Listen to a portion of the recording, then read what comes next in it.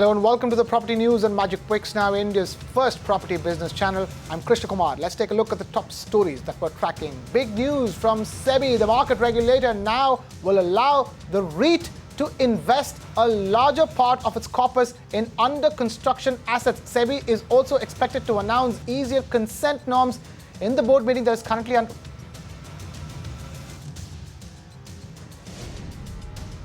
The monsoons are knocking on the doors, but Mumbai is yet to be rain ready. In fact, Mumbai's civic body BMC has extended its self-imposed deadline for the fourth time. Why are authorities not able to get the city ready on time? Magicbricks now gets you the details.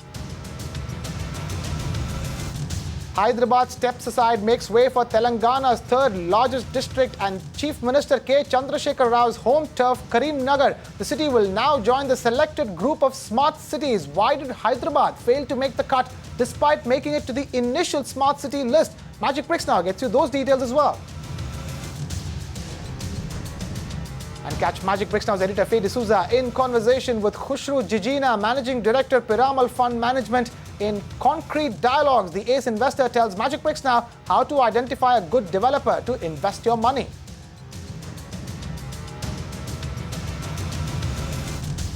Let's kick things off with a big story that we're avidly tracking over here on Magicbricks Now. The SEBI board has tweaked regulations for real estate investment trusts or REITs in order to make them more attractive for investors. To understand those tweakings better, I have with me none other than Kavita Krishnan. Kavita, good news as far as REITs is concerned. Would you say these new amendments will hasten the first REIT to the market? In fact, Krishna, we've been speaking to industry, and let me put it in the words of some of the industry players we spoke to. This is what they said after they read SEBI's, announcements. They said SEBI has addressed the industry's wish list as far as REITs is concerned. Let me take you quickly through what SEBI announced today. SEBI essentially eased investment norms for REITs. It also rationalized third-party transactions. Now, what changes is this.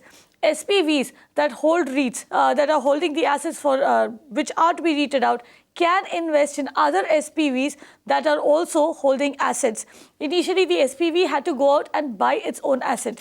The other big change is that 20% of the corpus of the REIT can now be invested in under construction projects. Earlier, it was merely 10%. 80% was to be invested in ready rented out properties, and 10% was to be invested in debt, listed or unlisted debt, in securities, etc. The other big change, like I said, is that SEBI has rationalized third-party transactions. This essentially addresses the issue that real estate had. Now, the problem here was that most of real estate is held in the form of SPV, special project vehicles. So you have one special project vehicle for one project. So if they had to bring all of them together and make a REIT, that involved a lot of, to put it very simply, that involved a lot of financial jugglery. There was a lot of paperwork that needed to be done over there. Industry had gone to SEBI, and SEBI has addressed it through this. And this also, the other one I told you about, where they can invest in other SPVs that hold assets, also addresses the same issue in a sense. The other big change is, of course, that the number of sponsors changes.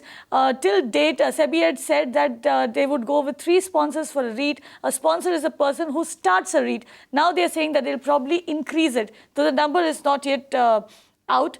Also, the other big thing is that they will align the minimum public holding in REITs with the SCRR. So those are some of the big announcements. Now, like I told you, we have been speaking to industry, and what industry says is, SEBI has addressed most of the concerns that they'd gone to them with, and this puts the entire REIT discussion on a more serious footing. This will actually help them to consolidate and start, becoming more REIT compliant, and hopefully by 2017, you should be able to see a REIT. So, Krishna, another 12 months to India's first REIT. 12 months to India's first REIT is a word coming in from Kavita Krishnan. Let's now take it across to my colleague Amita Balachandra, who has been tracking the space very closely ever since SEBI notified REITs in the first place. Amita, tell us, with these norms, who are the names who are set to hit REITs market first up? Well, Krishna, the big question, of course, is who's going to launch that first REIT. I have the same names that were there before these norms are in fact announced.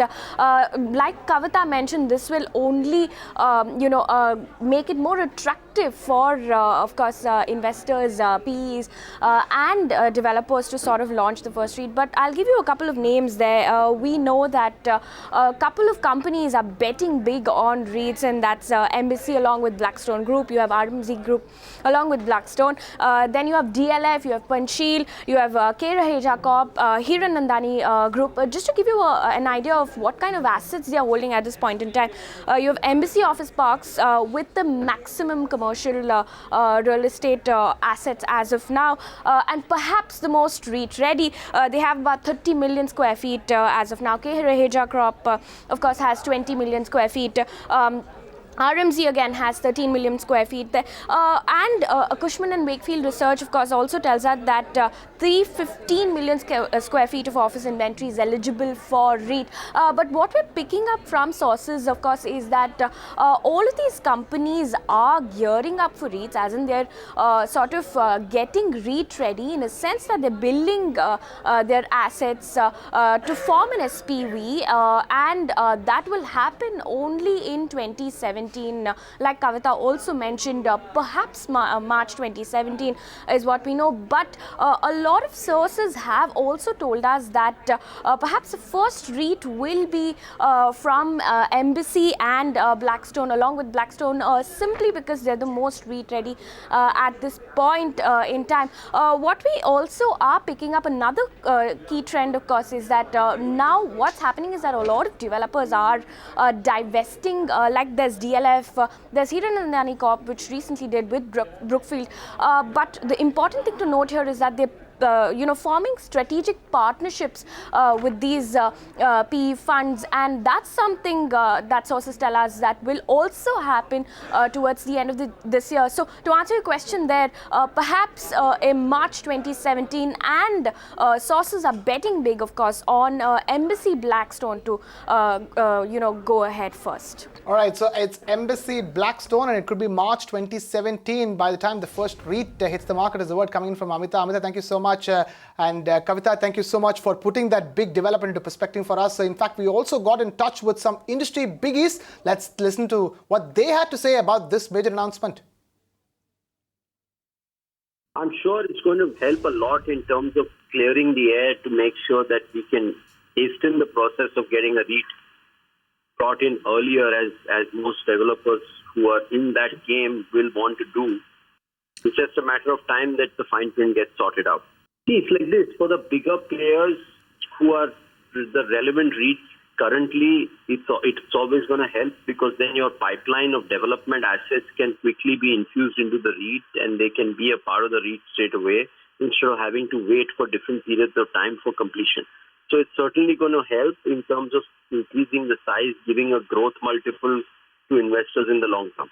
I don't know if that was what the intent is. It probably might give more flexibility in terms of multiple SPVs that develop projects, where REITs can have interest in multiple SPVs. It helps. So currently all it's doing is really bringing it at par with listed equity. So that's what SEBI is trying to do.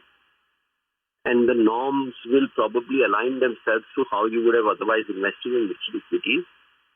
So I think it's only going to be good for the investors in the long term.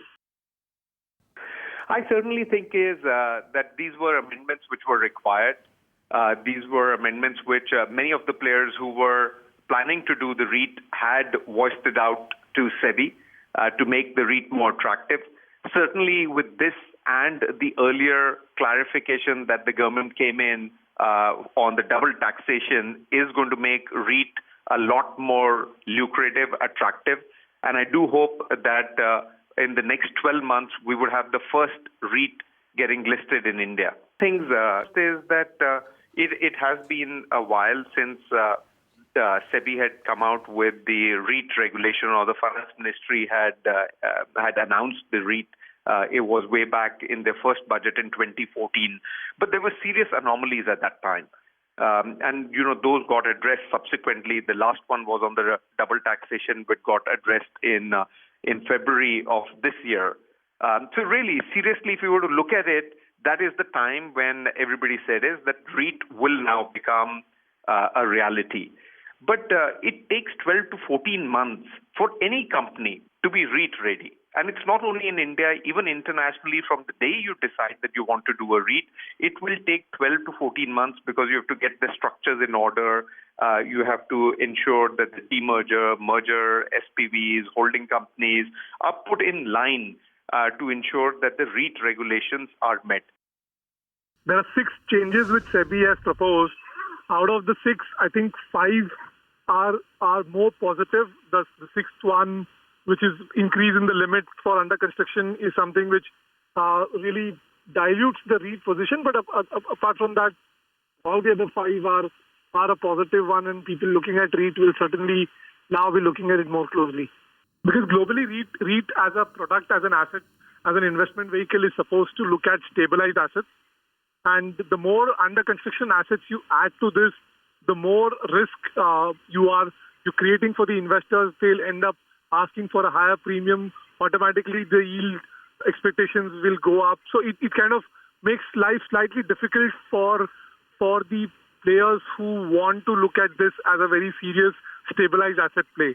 On to our special series, Is Mumbai Rain Ready?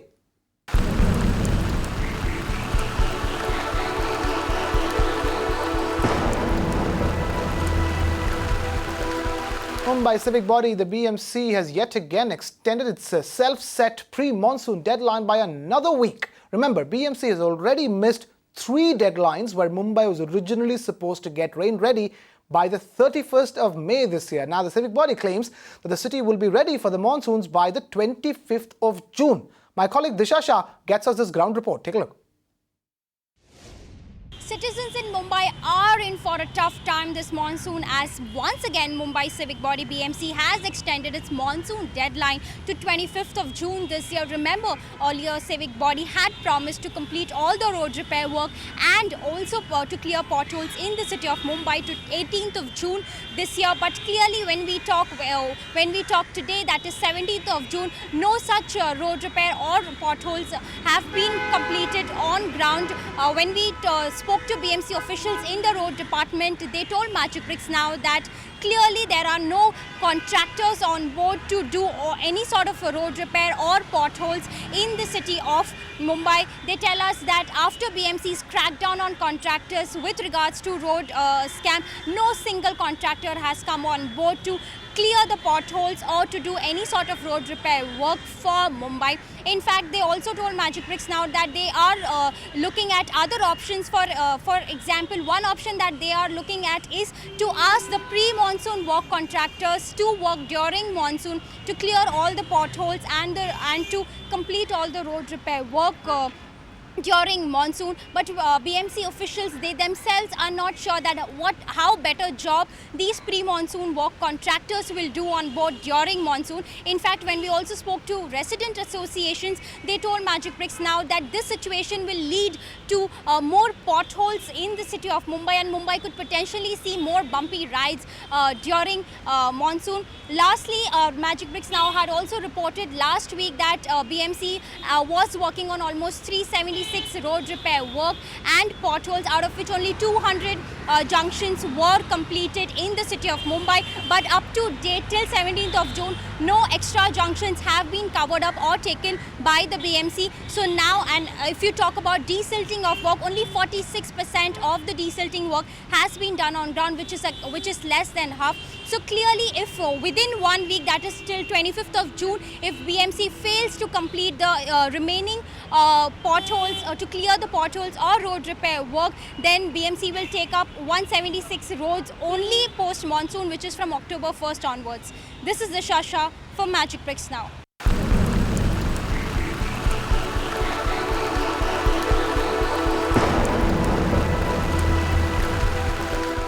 Moving on, Hyderabad is out of the smart city race. In its place comes Kareemnagar, the 3rd largest city in Telangana. My colleague Suyesha Sawant tells us more about this lesser known city and what exactly drove the state to make this change. Listen in.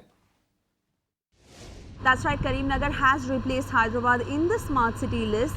We spoke with a couple of officials who tell us that the centre had allotted a budget of close to 100 crores for making Hyderabad a smart city, which wasn't sufficient, which is why the CM K. Chandrasekhar Rao suggested to the union government that Kareemnagar should be made a smart city instead. To take you through Kareemnagar, it's a famous tourist spot and it lies at a distance of about 159 kilometers from Hyderabad.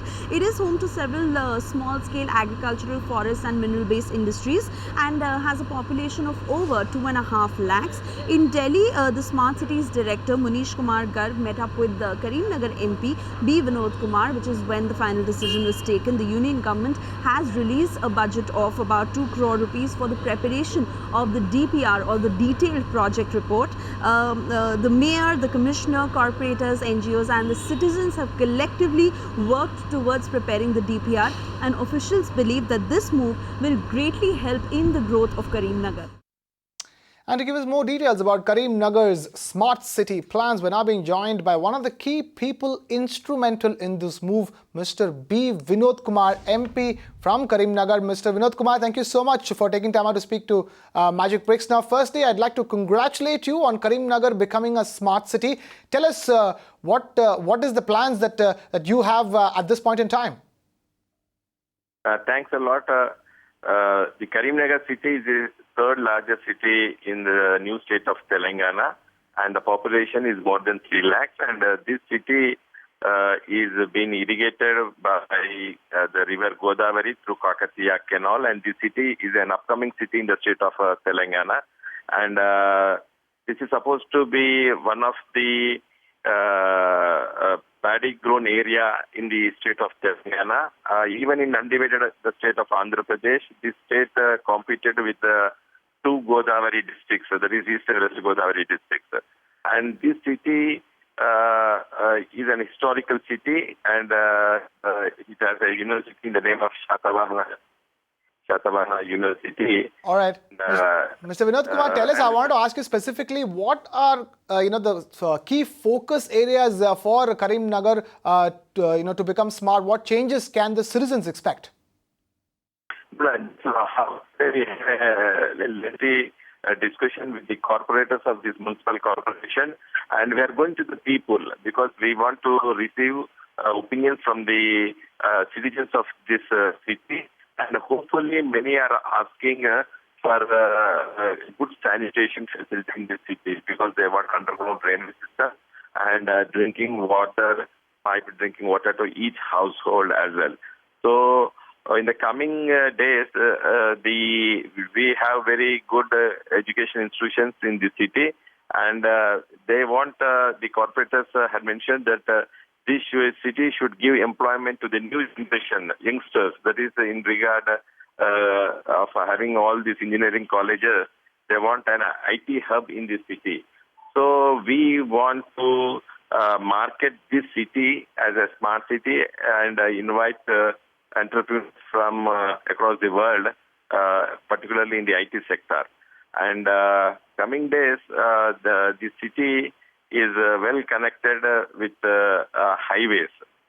So hopefully we will put to the people in the near future and get some good inputs from the citizens of this town, and then only we can have a detailed project report which we are planning to submit to the Ministry of Urban Development shortly. All right, Mr. Vinod Kumar, my main question to you is, how are you planning to get the funding for all of the focus areas that you just mentioned? Will it work on the private-public partnership model? Yes, why not? Because it's a new thinking, private-public participation in some sectors, but not wholly, because ultimately the downtrodden, the deprived sections should be taken care by the corporation and the state government as well. So, yes, in some sectors, we can plan for a PPP model, private-public sector, both the private and public sectors. So, yes, we may call for such interventions from the private sector also. All right, we will let it go at that. Mr. Vinod Kumar, MP from Kareemnagar, thank you so much for taking time out to be with us here on the Property News on Magic Bricks Now and sharing with us the smart plans of Kareemnagar, third largest city in Telangana. And with that, it's a wrap on this edition of the Property News on Magic Bricks Now. Thank you so much for watching. This is Krishna Kumar signing off.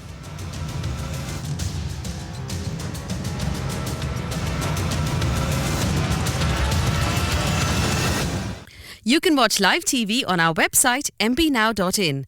Find us on Facebook at facebook.com/magicbricksnow. And don't forget to click the like button. You can also follow us on Twitter at magicbricksnow. To stay updated with all our programming, hit the subscribe button on our YouTube channel by logging on to youtube.com/magicbricksnow.